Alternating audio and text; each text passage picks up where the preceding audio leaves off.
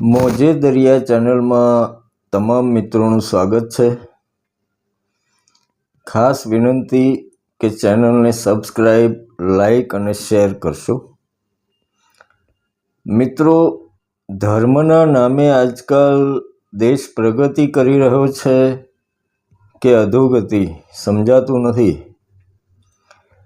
પહેલગામ હુમલા બાદ પાકિસ્તાન સામેના યુદ્ધની તમામ માહિતી પૂરી પાડનાર દેશની જાબાઝ સુપુત્રી કર્નલ સોફિયા કુરેશી અને વિંગ કમાન્ડર વ્યોમિકા સિંઘ, એમને સો સલામ. દેશને જેમની ઉપર ગર્વ છે એવા દેશની સુપુત્રી કર્નલ સોફિયા કુરેશીની આજે વાત કરવી છે. મિત્રો, જે લોકોના જીવન ચમકતા સિતારા જેવા હોય છે એ પણ આ જ સંસારથી ઉપર ઉઠીને ઊભા થાય છે. મારી તમારી જેમ એમને પણ સંઘર્ષ કરીને જ આગળ આવવું પડતું હોય છે. પણ ખાસ વાત એ કે અમુક નિરાશાવાદી લોકો જે બહાનાબાજી કરતા હોય છે કે આપણે ભણવાની સગવડ ના મળી, બીજાની માફક સારી સ્કૂલ કોલેજ ના મળી, યા સારું માર્ગદર્શન નથી મળ્યું, યા જાતિવાદ યા ધર્મવાદના લીધે આગળ ના આવી શક્યા, એવા લોકો માટે દેશની આ બેઉ સુપુત્રીઓ એક ઉદાહરણ સ્વરૂપ છે. પરિસ્થિતિ કોઈ પણ હોય, તમારું મક્કમ મનોબળ હોય ને તો ગમે તેવી અડચણોમાં પણ તમે રસ્તો કાઢી શકો. મુસ્લિમ સમાજની દીકરી એ પણ વડોદરામાં રહેતા એટલે વડોદરાનું પણ ગૌરવ ગણાય. થોડા દિવસ પહેલાં એક મારા મુસ્લિમ સમાજના પરમ મિત્ર, એમની સાથે ચર્ચા કરેલી કે ભાઈ, આ તમારા મુસ્લિમ બિરાદરોએ રિક્ષાઓ જ ચલાવી ખાવાની છે, કંઈક ભણવા ઉપર ધ્યાન આપે એમ કહો યાર. તો એમણે મને કહેલું કે કુરાનની પહેલી આયતમાં જ અભ્યાસ ઉપર ભાર મૂકવામાં આવ્યો છે. પણ આજકાલ શું છે કે મુસ્લિમોએ એમના આખરી પૈગંબરને પણ ભૂલાવી દીધા છે. બાકી કોઈ પણ જાતનું કોઈ વ્યસન પણ કુરાનમાં હરામ છે એમ એમણે કહેલું.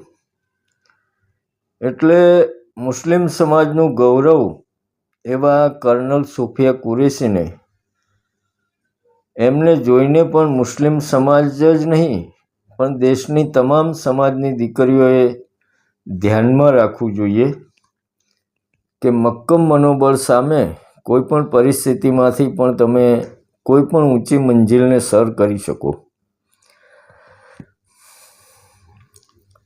અને સેનાનો દ્રષ્ટિકોણ પણ તમે જુઓ કે બેઉ સુપુત્રીઓને આગળ કરી અને સેનાએ પણ બતાવી દીધું કે દેશમાં ભલે ગમે એટલો ધાર્મિક ઉન્માદ હોય પણ સરહદ પર બધા ફક્ત ભારતીય છે.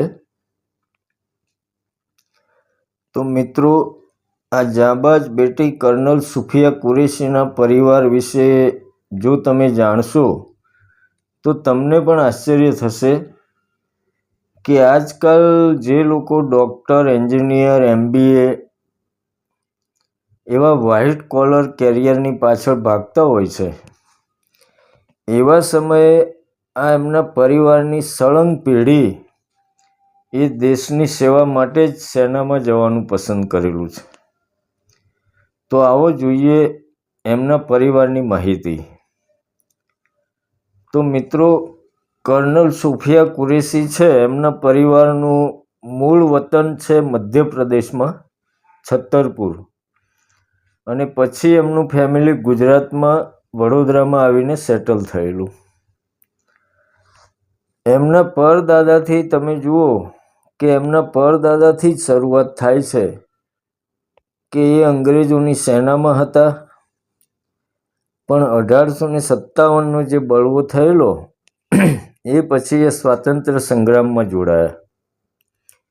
પછી એમના દાદા મોહમ્મદ હુસેન પણ ભારતીય સેનામાં જ હતા. એ પછી એમના પિતાજી રાજ મોહમ્મદ કુરેશી એ પણ સેનામાં જ ઇલેક્ટ્રિકલ મિકેનિકલ એન્જિનિયરિંગ કોરમાં હતા. અને 1971ના જે પાકિસ્તાન સામે આપણે યુદ્ધ થયેલું એમાં પણ એ સામેલ હતા. એ બાદ એમના ચાચા ઇસ્માઇલ કુરેશી એ પણ BSFમાં સુબેદાર હતા. એમના પતિ શ્રી કર્નલ તાજુદ્દીન વાઘેવાડી એ પણ સેનામાં મેકેનાઇઝ ફેન્ટ્રીમાં ઓફિસર છે. અને હાલ એમનો મોટો દીકરો સમીર કુરેશી એ પણ વાયુસેનામાં જવા માટે પરીક્ષા આપેલી છે. એટલા હોનહાર પરિવારમાંથી આવેલા કર્નલ સુફિયા કુરેશીને સેલ્યુટ. અંતમાં ધાર્મિક ઉન્માદની વાતો સાઈડ પર રાખી એમને ફક્ત એક જાંબાજ ભારતીય બેટી તરીકે મૂલવવામાં આવે એવી દરેક ભારતીયને વિનંતી. અને એમના પરિવારને હૃદયથી સેલ્યુટ કે આખો પરિવાર સેનામાં સેવા આપી રહ્યો છે. મિત્રો, એમના વિશે માહિતી આપવાનો હેતુ એટલો જ કે તમે કોઈ પણ પરિવારમાંથી આવતા હો, ગરીબ યા હોનહાર, એ પછીની વાત છે. બસ તમારા ટાર્ગેટ ઊંચા હશે ને તો અવશ્ય સફળતા મળશે જ. અંતમાં ચેનલને સબસ્ક્રાઈબ અને લાઈક કરી સંબંધીઓને શેર કરવા વિનંતી. તો મળીશું મિત્રો આવતા એપિસોડમાં.